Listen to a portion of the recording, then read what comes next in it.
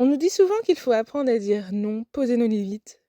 J'ai appris à dire oui, et ça a triplé mes opportunités.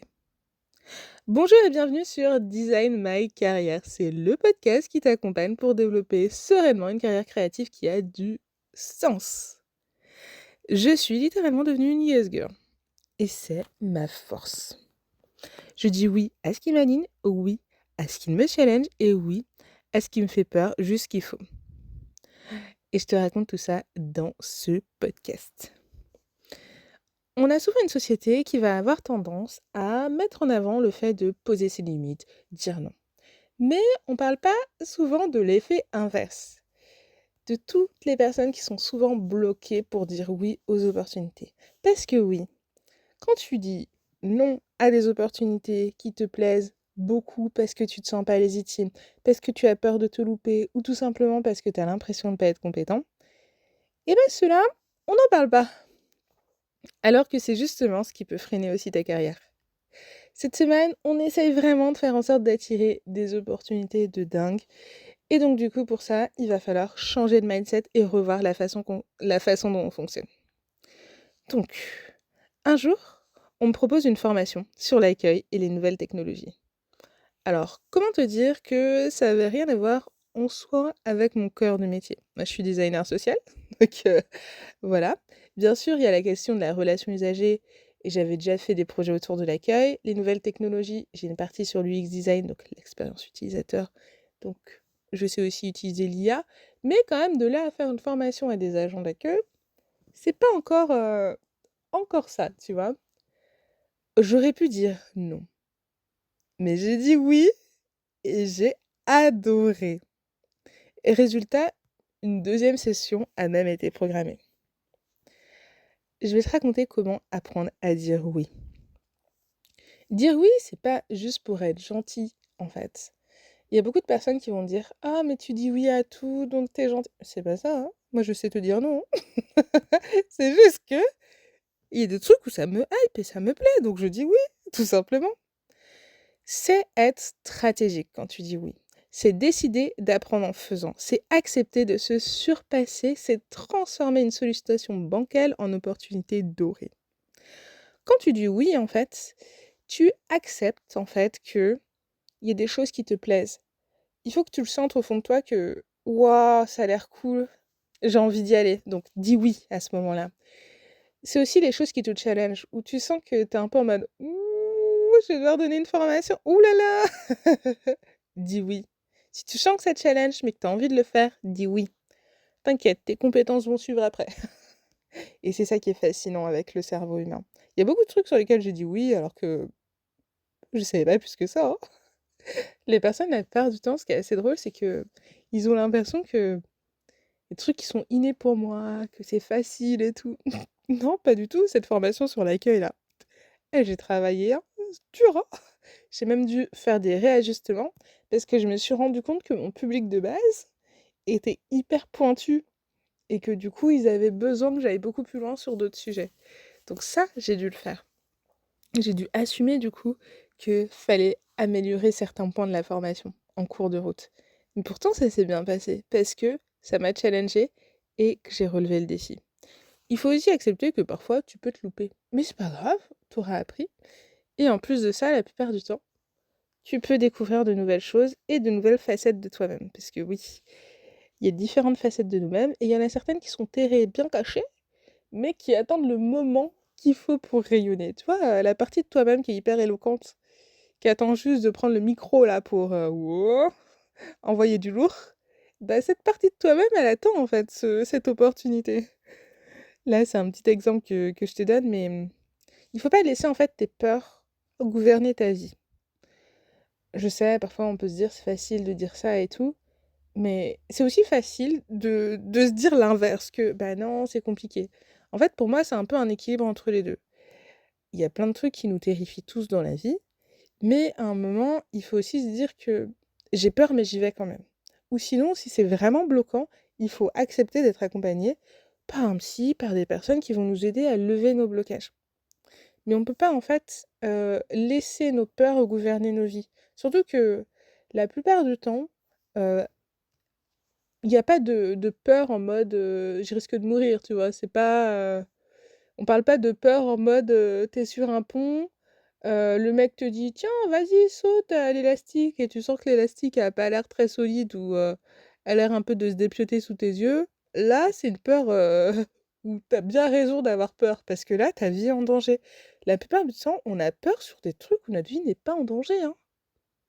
Quand bien même tu foires quand même j'avais foiré cette formation, qu'est-ce qui se serait passé? OK, je me serais sentie un peu gênée et tout peut-être, mais après, bah, ma vie aurait continué, hein. Bah, ouais, tout simplement. Donc la plupart du temps, on va beaucoup, en fait, se prendre la tête sur des choses qui nous font peur et pas envisager aussi l'autre pendant. Qui est que du coup, comme ça s'est très bien passé, on m'a reproposé la formation. Donc, t'imagines, j'étais déjà flippée pour la première, là, la deuxième, je fais: «Oh!» Même si je l'ai déjà fait, c'est quand même challengeant, c'est auprès d'un autre public. Donc, tout ça pour te dire que, parfois, on voit que le côté négatif et on se rend pas compte que le côté positif, ça peut très bien se passer et nous amener à des trucs auxquels on s'attendait pas, qui peuvent aussi nous challenger et toujours continuer à nous faire peur. Donc, quand tu as peur, généralement, bien sûr, quand ta vie n'est pas en jeu, c'est qu'il faut y aller.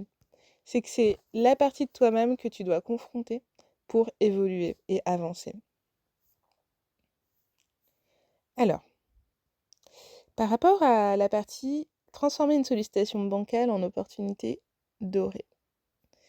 Il y a des gens qui vont te solliciter, qui vont te proposer des opportunités et tu vas faire: «Mmh, c'est pas un oui, c'est pas un non, ça t'excite pas plus que ça parce que c'est un peu bancal leur affaire» et bah, plutôt que de dire non, essaye de la transformer par rapport à tes objectifs, par rapport à ce qui te correspond vraiment. Imaginons, quelqu'un te dit: «Ouais, est-ce que tu peux nous faire une conférence gratuite sur, ton métier de designer et tout, auprès, peut-être, auprès d'artisans du BTP». Toi, du coup, tu dis: «Bon, bah, OK, mais je suis plutôt design de service public, c'est peut-être un peu décalé». Et bah, OK, tu vois, tu peux dire: OK, est-ce que c'est pas possible peut-être de changer le public? Parce que c'est pas trop, le cœur de cible, en fait. Donc là, tu peux modifier, par exemple, le public. Ou au contraire, tu peux te dire: tu peux modifier le format. OK, mais dans ce cas-là, si c'est avec des artisans du BTP, peut-être qu'on peut faire un plutôt, présenter mon métier sous l'angle design d'espace ou faire de la gestion de projet. Tu peux t'appuyer sur tes atouts. J'aime beaucoup, répéter ça, mais tu n'es pas obligé d'adopter des formats ou que la sollicitation, soit dans un format qui te challenge. Tu peux accepter la sollicitation, ça peut être du coup déjà ton défi, mais lui donner une forme avec laquelle tu es à l'aise. Par exemple, faciliter un atelier. Est-ce que c'est faire des conférences? Des podcasts, par exemple. Tu vois ce que je veux dire?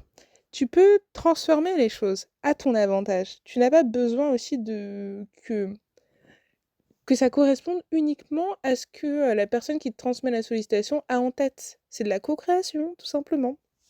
Et là, dans ce cas-là, tu es aussi commanditaire. Ensuite, en termes d'action, qu'est-ce que tu peux réaliser concrètement?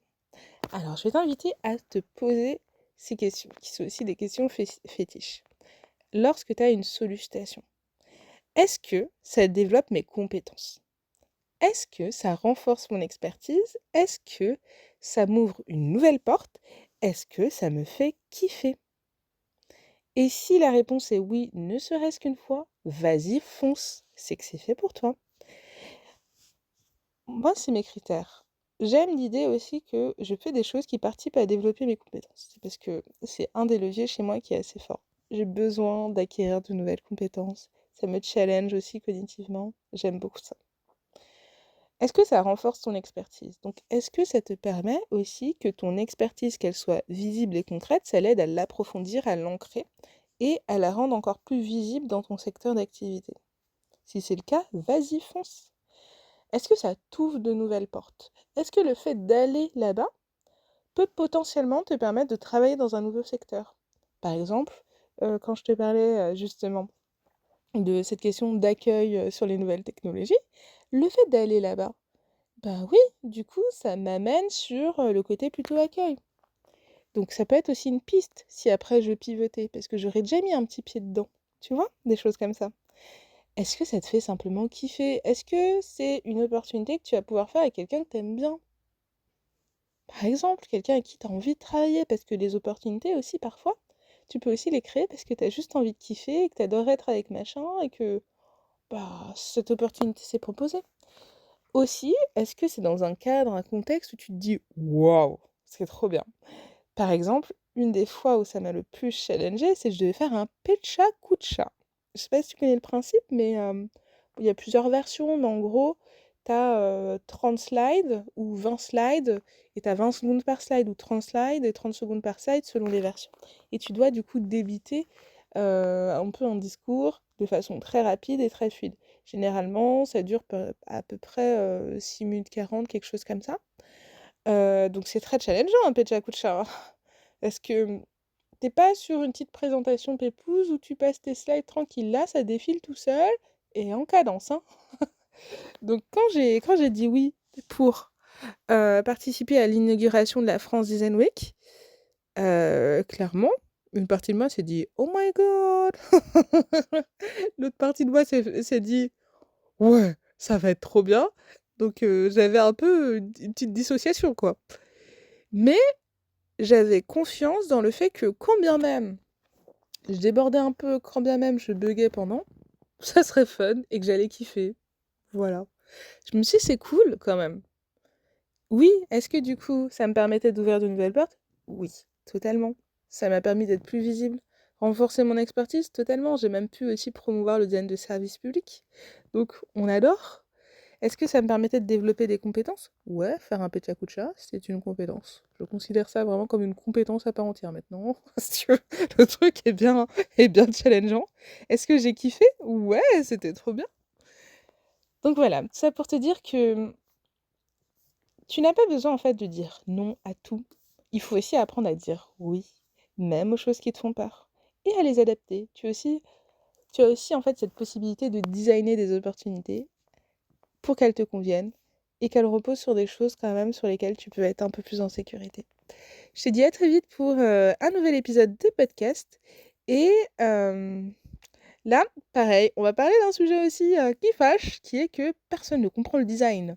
Hâte que tu puisses discuter avec moi de tout ça et à très vite pour un nouvel épisode. Salut, salut!